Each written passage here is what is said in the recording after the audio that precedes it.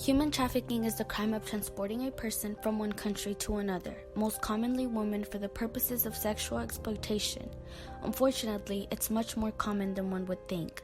Underlying much of the prostitution industry in illegal massage parlors is a horrible fact that many of the women supposedly working there are being held against their will.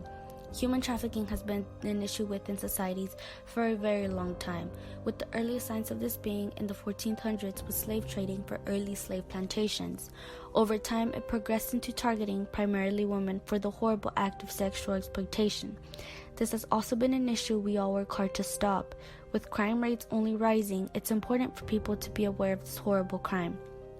On October 28th of the year 2000, TVPA, which stands for the Trafficking and Violence Protection Act, was passed into law by the U.S. Congress and signed by President Clinton.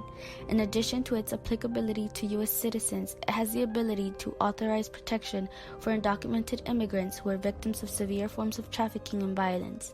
Through this act, sex trafficking crimes were defined as a situation wherein which a commercial sex act is induced by force, fraud, or coercion, or in which the person induced to perform such act has not attained 18 years of age. If the victim is a child under the age of 18, no force, fraud, or coercion needs to be proven based on this legislation. The law was later reauthorized again by Presidents Bush, Obama, and Trump.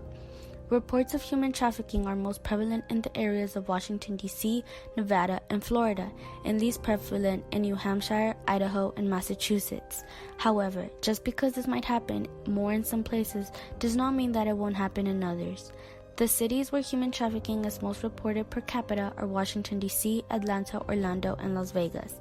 As you can see from the top 3 cities in which this happens, all these areas have one thing in common. They are major tourist cities. People from all over the world go to these cities for many different reasons.